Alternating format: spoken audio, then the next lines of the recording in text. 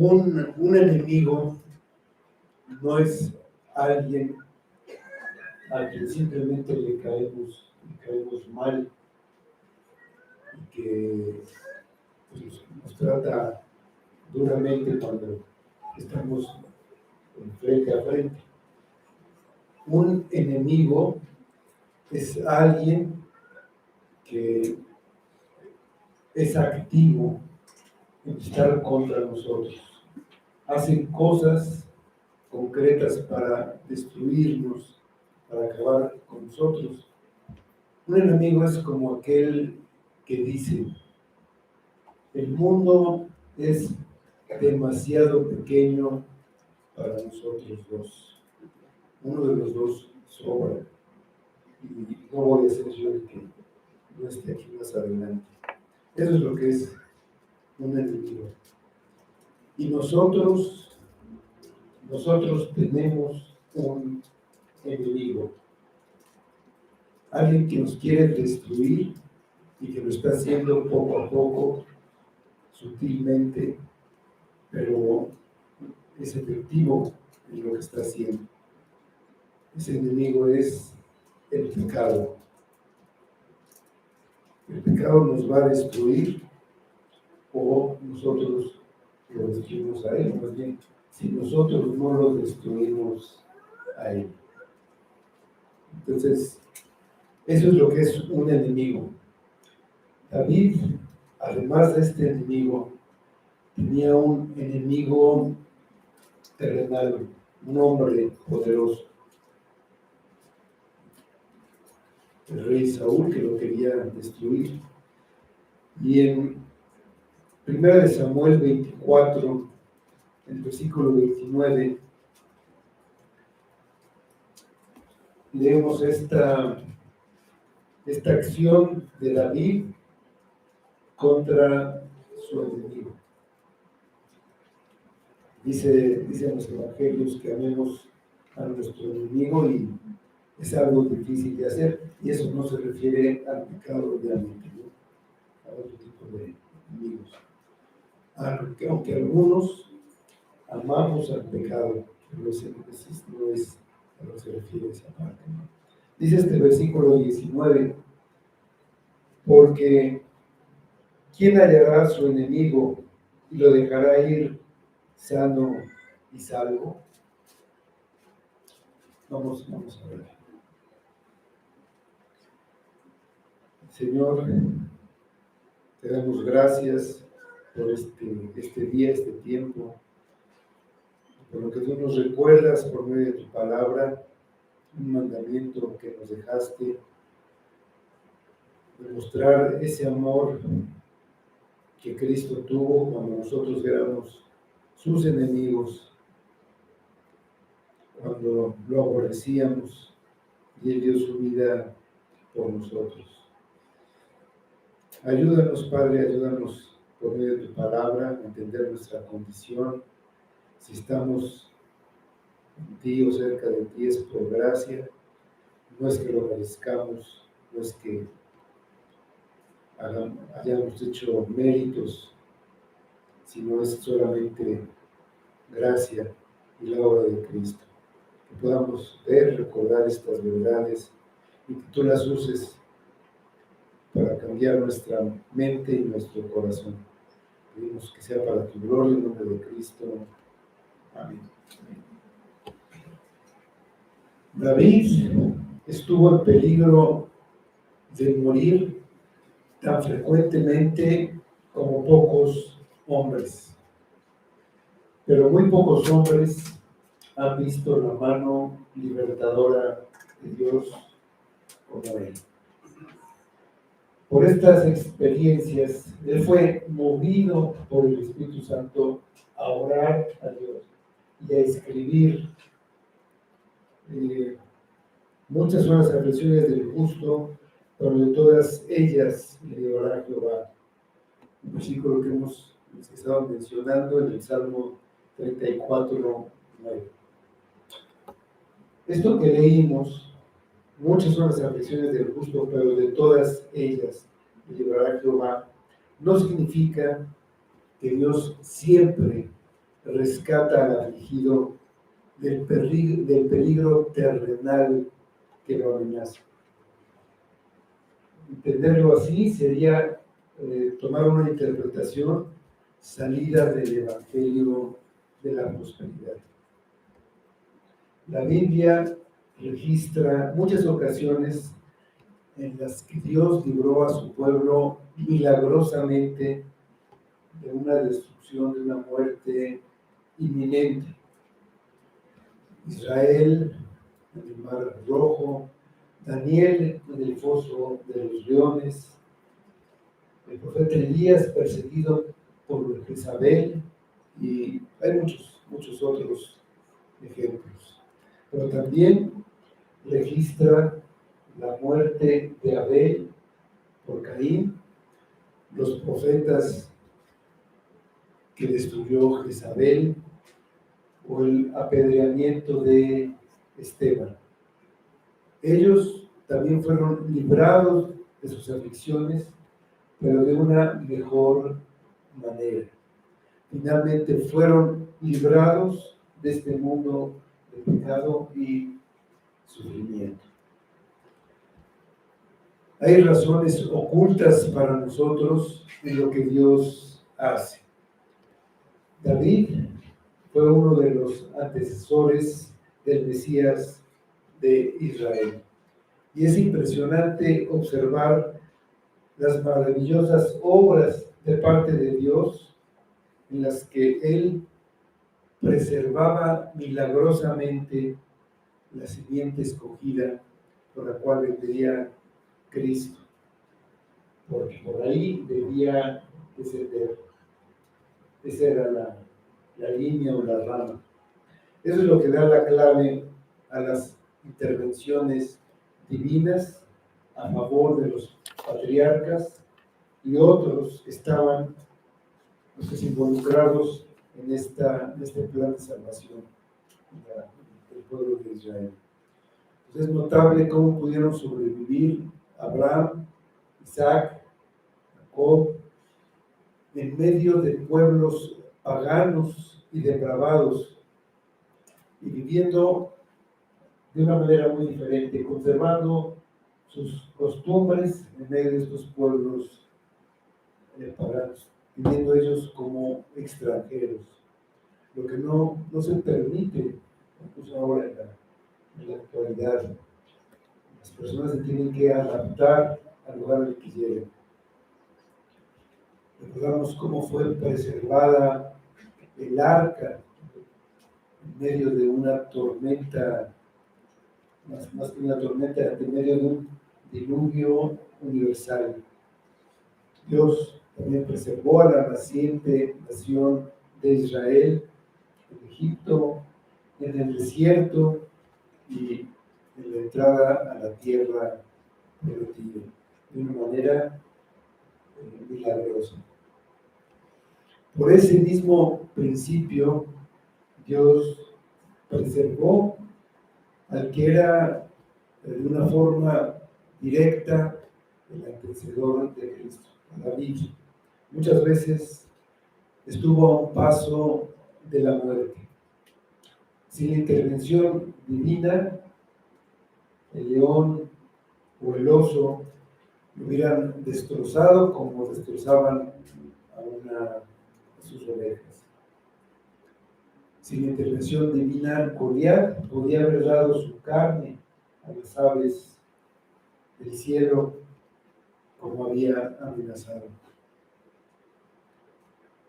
David muchas veces expuso su vida contra los filisteos, como cuando fue a conseguir esa dote que le pidió el rey. El mismo rey le lanzó en más de una ocasión la lanza con toda la intención de matar. Pero de todo fue librado David. Era la semilla que llevaba al Redentor, por lo que todas las conspiraciones de la tierra y del infierno no podían destruir esa semilla. Saúl, como hemos estado viendo, siempre buscó destruir a David. Era su enemigo. Era muy activo en lo que hacía. Cuando lo tenía ya acorralado, me parecía que por fin podía atraparlo.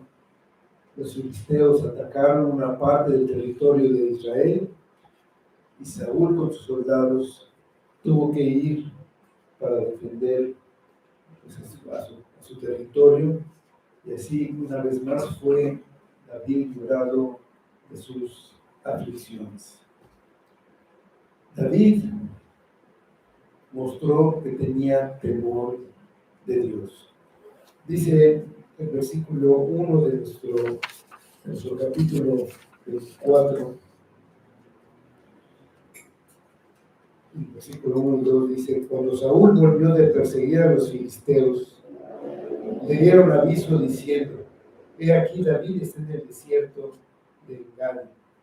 Y tomando Saúl 3,000 hombres escogidos de todo Israel, fue en busca de Saúl y de sus hombres por las cumbres de los peñascos de las cabras monteses. Bueno, Saúl logró expulsar a los filisteos que habían invadido esa parte del territorio, y en cuanto recibió noticias de la ubicación de David, volvió a perseguir. Tomó lo mejor de sus soldados y fue a donde estaba refugiado. El aparente éxito de Saúl contra los filisteos no demuestra solamente por ese hecho que estaba aprobado por Dios. Fue Dios el que le permitió expulsar a los enemigos, pero los enemigos sí eran enemigos de Saúl, pero enemigos del pueblo. Y por eso le permitió expulsarlos de su tierra. Pero no significa que su vida fuera agradable al Señor. Fue un medio para librar a su pueblo y también un medio para descubrir que Saúl seguía siendo el mismo de siempre, aun cuando recibía favores inmerecidos de parte de Dios, como esta victoria sobre los filisteos. Ninguno de los acontecimientos externos cambia el corazón del hombre, ni los castigos rompen su terca voluntad, ni las misericordias de Dios derriten un corazón duro. Nada que no sea la obra de regeneración del Espíritu puede hacer que cualquier hombre sea una nueva criatura en Cristo. El éxito con el que Dios acaba de favorecer la campaña militar contra los filisteos no hizo ningún cambio en el alma depravada del rey Saúl. Que Dios haya detenido el castigo que mereces y te dé una aparente prosperidad, tendría que llevarte al arrepentimiento y no a pensar que Dios está complacido contigo. Dios refrenó la maldad de Saúl a no permitirle que hiciera todo el mal que quería. Obstaculizó su maldad con esta invasión de los filisteos, pero cuando se quitó el obstáculo, regresó a su camino de maldad.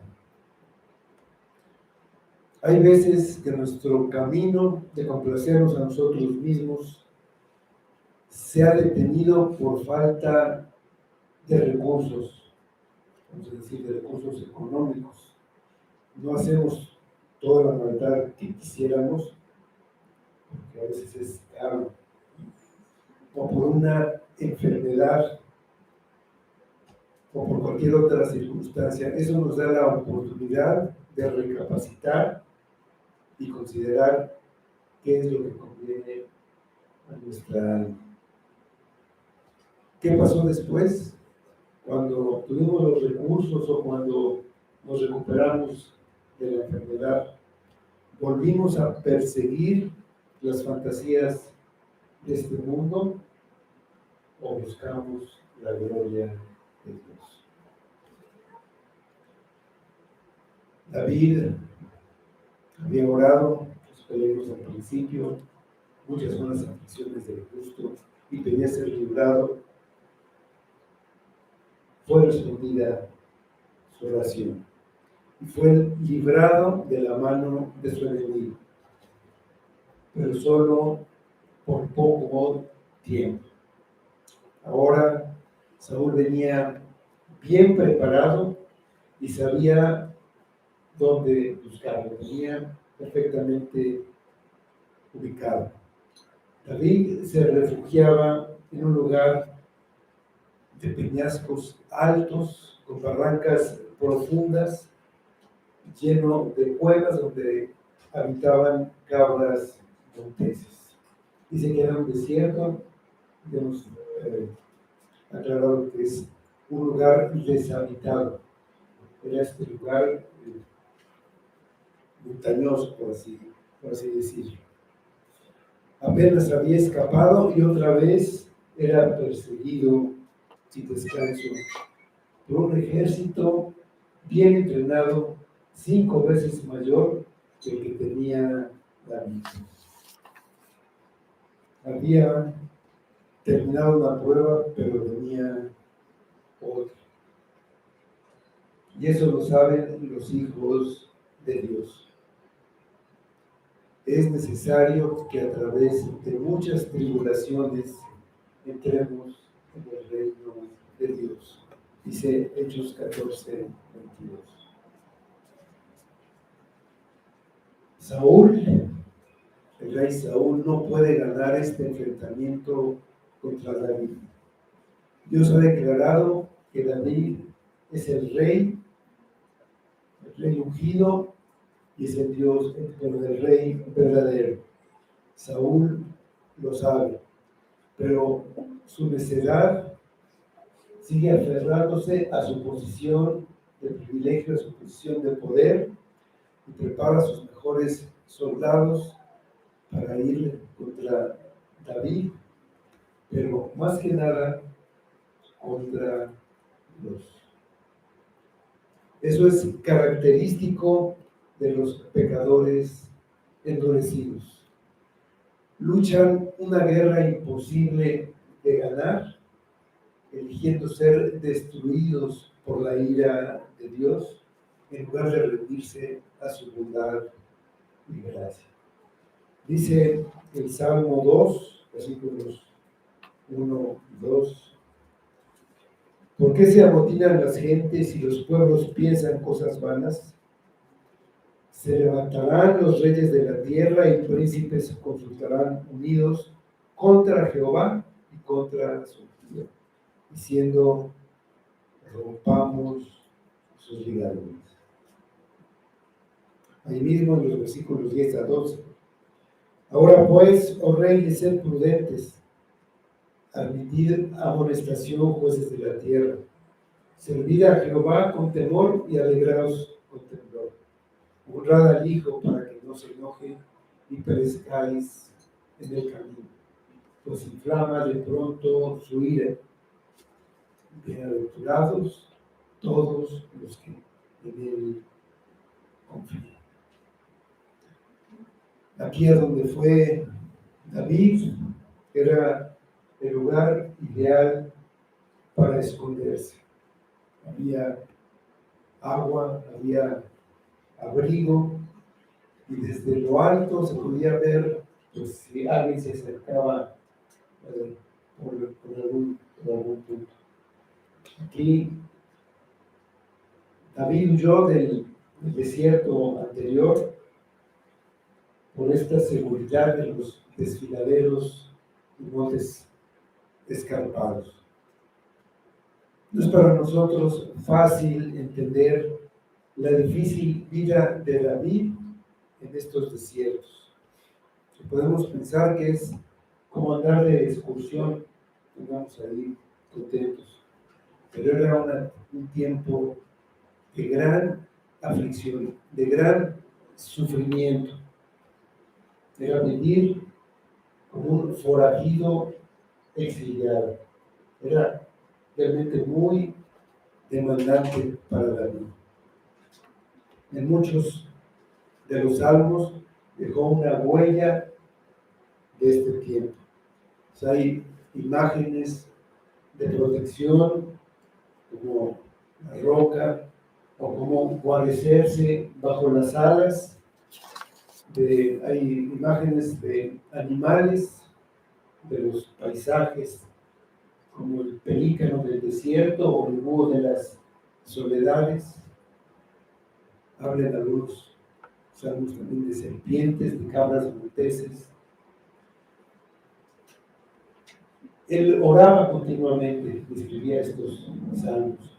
No siempre se puede ubicar exactamente a qué corresponde un salmo con la historia, pero sí algunos pasajes. Este episodio, este capítulo que estamos leyendo, se ha relacionado con el Salmo 7. Ahí en el encabezado dice que habla de una acusación de un tal Cus, de la tribu de Benjamín. Entonces es una plegaria pidiendo vindicación de falsas acusaciones. También lo acusaban estos habitantes de Sif, que iban y le decían a Saúl: ¿no está David entre nosotros? Así escribe en el versículo 1: Jehová Dios mío, en ti he confiado, sálvame de todos los que me persiguen y líbrame. Los versículos 3 y 4 corresponden a lo que David hizo con Saúl en la cueva. Dice: Jehová Dios mío, si yo he hecho esto, si hay en mis manos iniquidad, si he dado mal pago al que estaba en paz conmigo, antes he libertado al que se causa era mi enemigo, persigue el enemigo mi alma y alcance.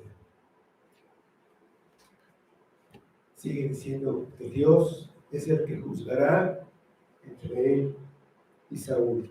En el versículo 11 dice: Dios es pues justo y Dios está airado contra el impío todos los días. En el 17: alabaré a Jehová conforme a su justicia y cantaré al nombre de Jehová el Altísimo. En esta ocasión, ese enemigo iba con toda la decisión, iba personalmente en esta campaña en su búsqueda de David. Ese era claramente su objetivo, su prioridad en la vida.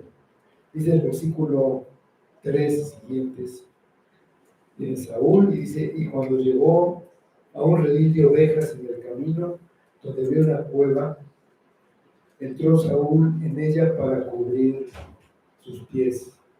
Y David y sus hombres estaban sentados en los rincones de la cueva. Entonces los hombres de David le dijeron: he aquí el día que te dijo Jehová, he aquí que traigo a tu enemigo en tu mano y harás con él como te pareciere. Y se levantó David y calladamente cortó la orilla del manto de Saúl. Después de esto se turbó el corazón de David, porque había cortado la orilla del manto de Saúl. Y dijo a sus hombres: Jehová me guarde de hacer tal cosa contra el Señor, el ungido de Jehová, que yo extienda mi mano contra él, porque es el ungido de Jehová. Así reprimió Saúl a sus hombres con palabras, no les permitió que se levantasen contra Saúl, y Saúl, saliendo de la cueva, siguió su camino. Como ya hemos comentado, en esta región hay muchas cuevas.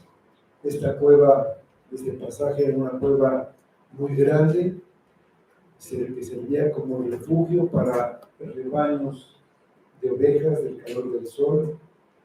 Y David y por lo menos algunos de sus hombres estaban en lo profundo de la cueva. Sin saberlo, Saúl, que es un ser humano como todos, decidió entrar en esta cueva para hacer sus necesidades. Lo hizo buscando privacidad.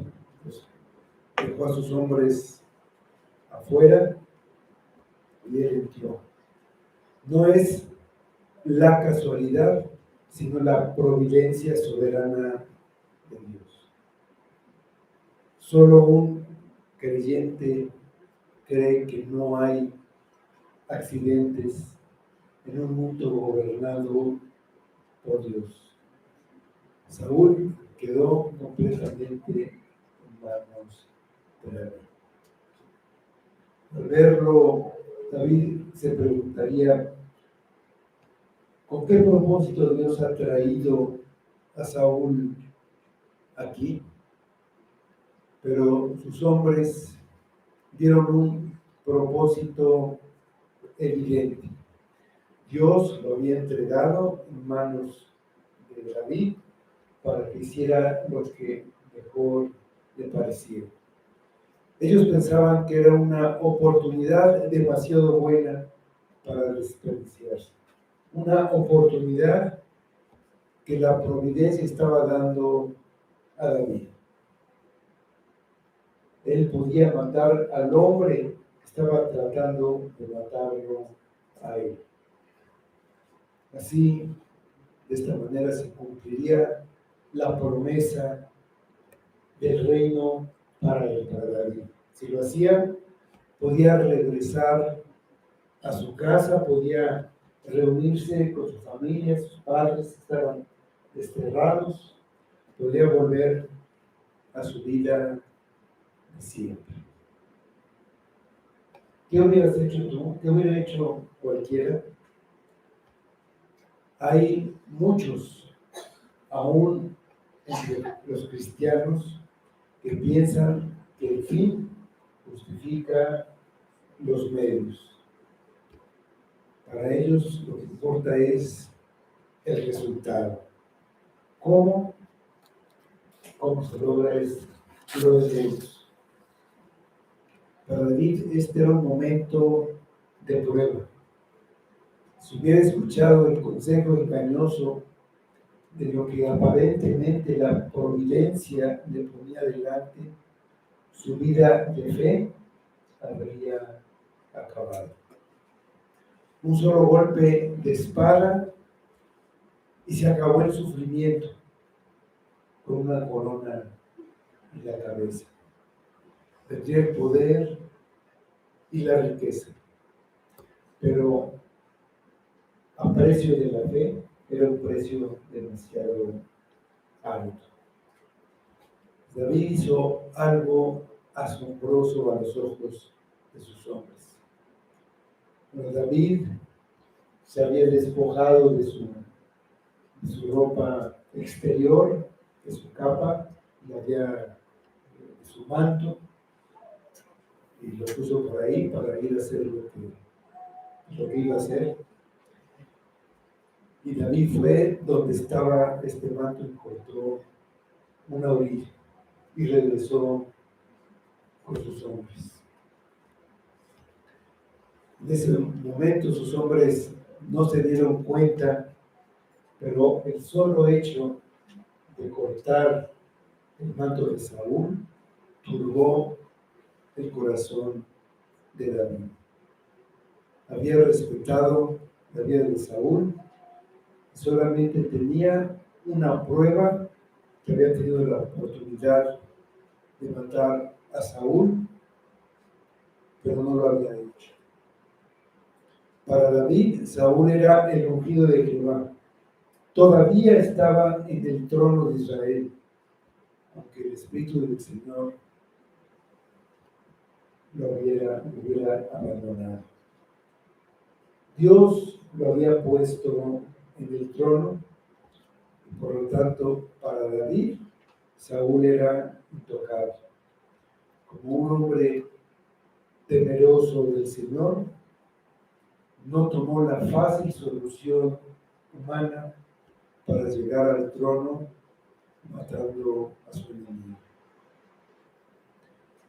No se permitió desobedecer un mandamiento de la ley de Dios. No matarás. No interpretó esta ocasión como una oportunidad dada por Dios para cometer un asesinato, porque eso no existe. Dios no da la oportunidad de pecar. Si lo haces es una acción, una decisión de tu corazón corrompido. Dejó el asunto al mejor juicio de Dios. Eso es el temor de Dios.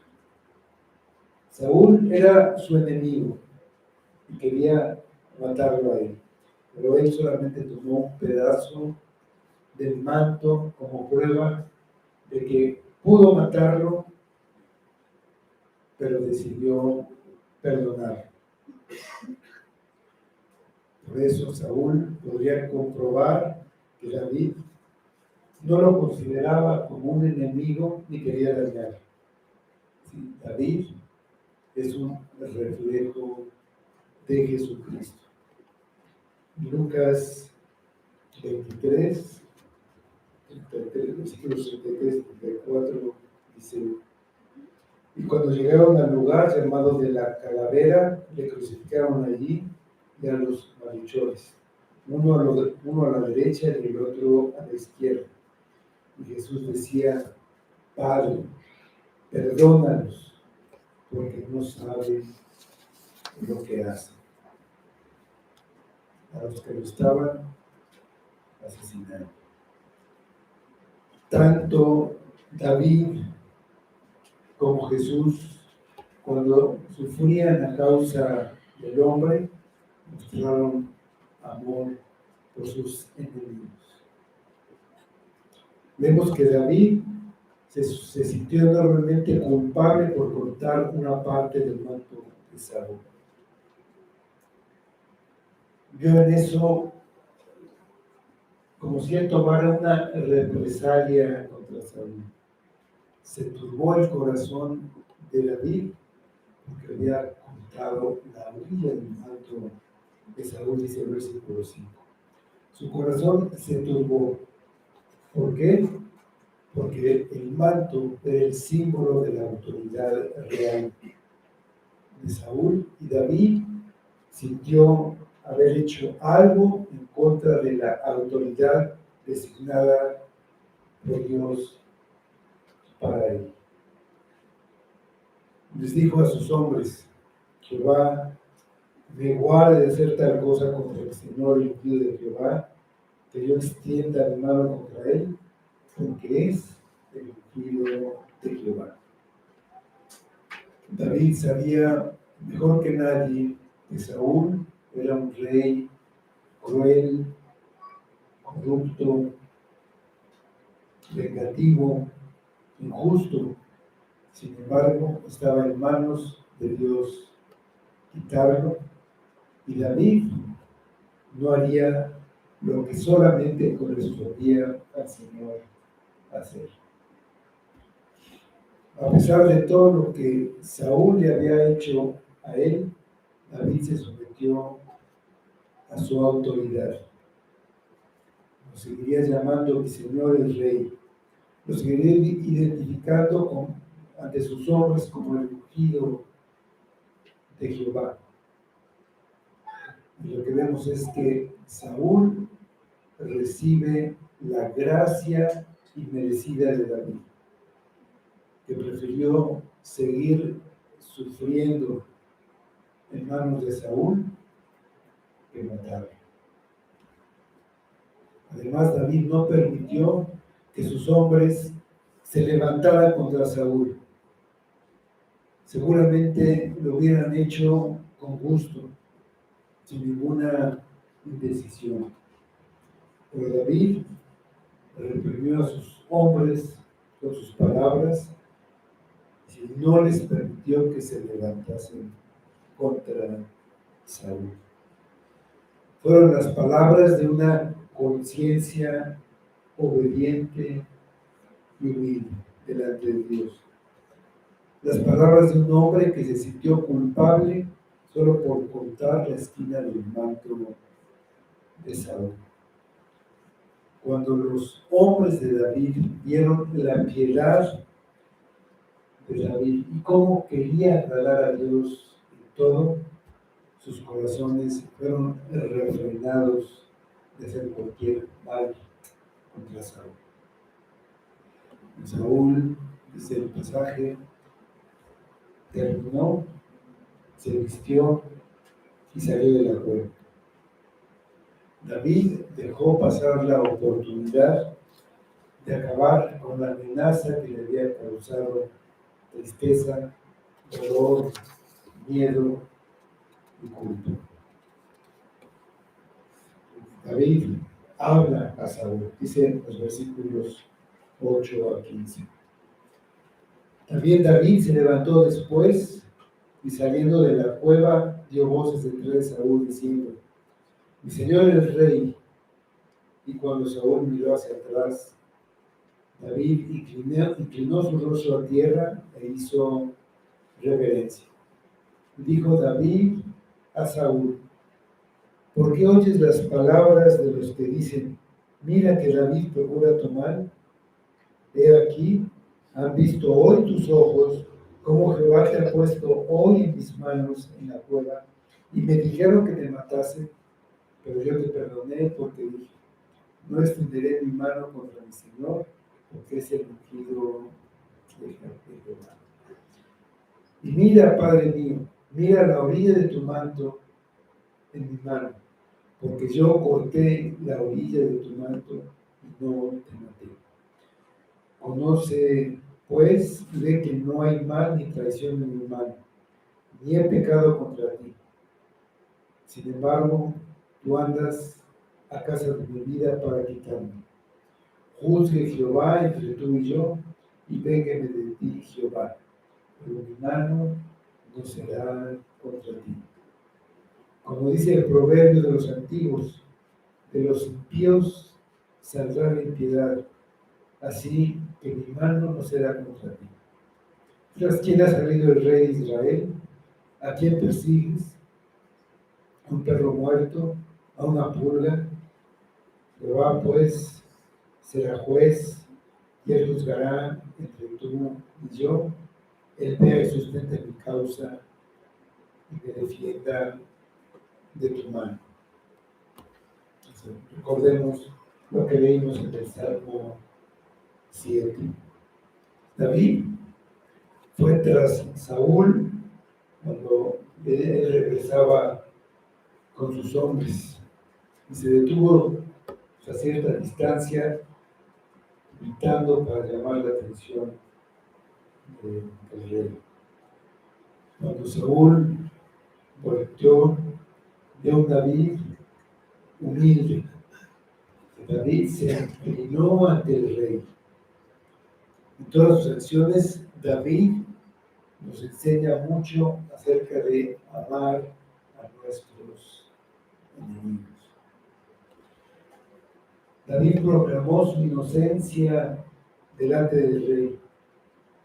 Se arriesgó mucho.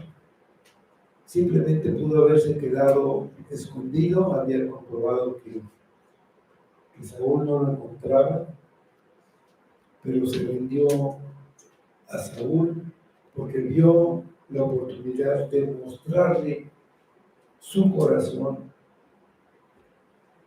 hacia él y entonces tener la oportunidad de reconciliarse. Lo llamó Padre mío, recordándole de cierta manera que era de su familia, estaba casado con su hija. Él pudo usar un hombre duro, pero buscó vencer el mal con el bien. Cristo, en el momento de su arresto, cuando venía Judas, no le dijo a Judas traidor, le dijo amigo. Nada se gana con términos ásperos. Dice el proverbio que la blanda respuesta calma la ira. David mostró gran bondad y tacto para Saúl. David sabía muy bien que ese odio de Saúl hacia él venía de su corazón duro, de su codicia, de su ambición, de querer seguir siendo el rey. Pero David puso la culpa en otros. Le dijo que había escuchado a hombres mentirosos. Saúl sabía ahora que Dios lo había entregado en manos de David en la cueva y que pudo matarlo, pero lo perdonó. Además reconoció que David, que Saúl era el ungido de Jehová, y por eso se negó a hacerle daño. David lo trató de esta manera, bondadosamente, pero confrontó su pecado con la esperanza de que hubiera un arrepentimiento. David no pondría su mano contra su Señor. Tuvo la oportunidad, pero solamente cortó un pedazo de su manto. No había pecado. En su mano tenía esa orilla del manto. Esa era la evidencia que tuvo una oportunidad para matarlo, pero no la tomó. Cuando Saúl vio en la mano de David esa orilla de su manto que había cortado, debió haber escuchado la reprensión de parte del Espíritu Santo. Una reprensión fuerte. David no era un traidor, no se levantaría contra Saúl. Tal maldad no vendría de David. Dijo David, de los impíos saldrá la piedad. Usó este proverbio para establecer como si dijera Saúl, si yo fuera tan impío como tus consejeros dicen, si en verdad quisiera matarte, lo hubiera hecho fácilmente en la cueva. Pero como ninguna impiedad procedió de mí cuando tuve la oportunidad, queda demostrado que en mi corazón no hay impiedad, no hay maldad contra mí.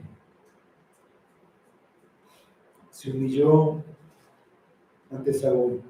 Ahí lo llama el rey de Israel, y ante sus hombres el ungido de Jehová, mientras a sí mismo se llama perro muerto, pulga. No necesita decir ni hacer nada más para defenderse delante de Saúl. Él lo que está haciendo es refiriendo el asunto a Dios. David dejaría que Dios lo defendiera ahora, que defendiera su caso, que fuera su juez. No pelearía contra Saúl. Juzgue Dios entre tú y yo. Dice Romanos 12, 17, 19. No paguéis a nadie mal por mal, procurad lo bueno delante de todos los hombres. Si es posible, y en cuanto dependa de vosotros, estad en paz con todos los hombres. No os venguéis vosotros mismos, amados míos, sino dejad lugar a la ira de Dios, porque escrito está: mía es la venganza, yo pagaré, dice el Señor. La única esperanza que tiene un pueblo de Dios afligido es poner su caso en manos de Dios. Él es el que ve todo, sabe todo, Él es el que venga y juzga. No hay razón para que nos venguemos nosotros mismos, pero Él tiene su tiempo y sus razones. Dice en Apocalipsis 6, 10 y 11. Y clamaban a gran voz diciendo: ¿hasta cuándo, Señor Santo y verdadero, no juzgas y vengas nuestra sangre en los que moran en la tierra? Y se les dieron vestiduras blancas y se les dijo que descansasen todavía un poco de tiempo hasta que se completara el número de sus consiervos y sus hermanos, que habían de ser muertos como ellos. Saúl confiesa su culpa. Dice en los versículos 16 y siguientes: aconteció que cuando David acabó de decir estas palabras a Saúl, Saúl dijo: ¿no es esta la voz tuya, hijo mío David? Y alzó Saúl su voz y lloró, y dijo a David: más justo eres tú que yo, que me has pagado con bien, habiéndote yo pagado con mal. Tú has mostrado hoy que has hecho conmigo bien, pues no has dado muerte, habiéndome entregado a Jehová en tu mano. Porque ¿quién hallará a su enemigo y lo dejará ir sano y salvo? Jehová te pague con bien por lo que en este día has hecho conmigo. Y ahora, como yo entiendo que tú has de reinar y que el reino de Israel ha de ser en tu mano firme y estable, júrame pues ahora por Jehová que no destruirás mi descendencia después de mí, ni borrarás mi nombre de la casa de mi padre. Entonces David juró a Saúl, y se fue Saúl a su casa, y David y sus hombres subieron al lugar fuerte. Después del discurso de David, dice que Saúl le respondió con lágrimas.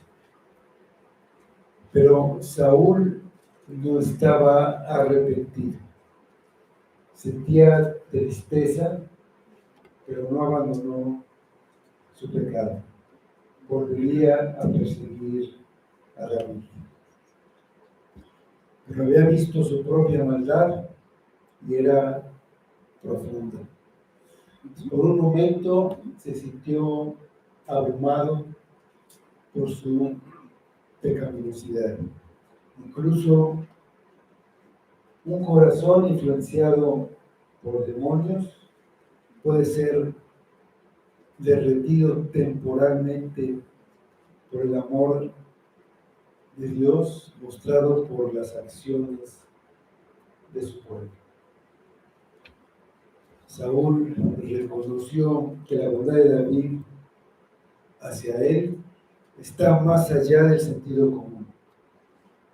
Solo aquellos que tienen temor de Dios pueden actuar como David en esta situación.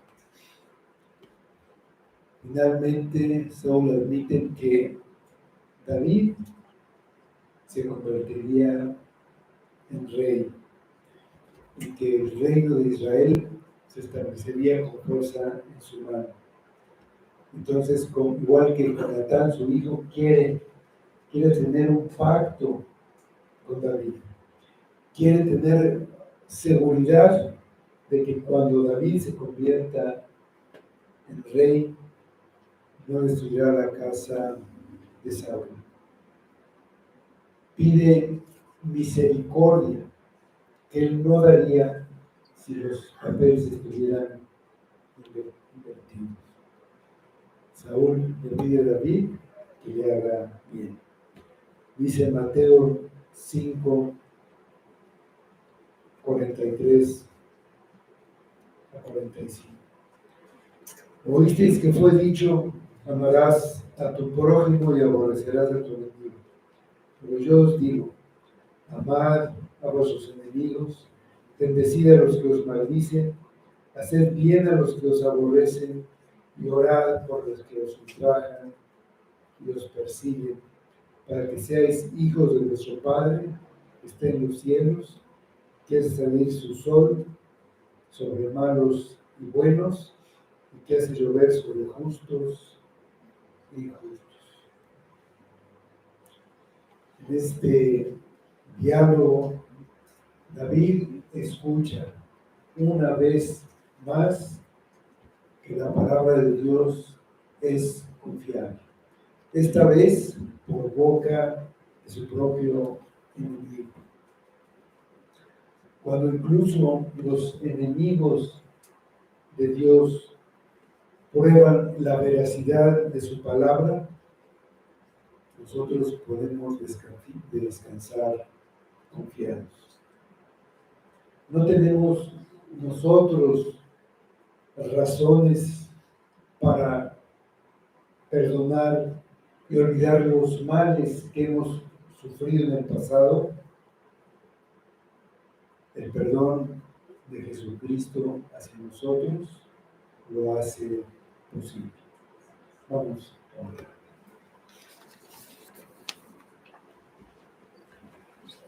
Señor,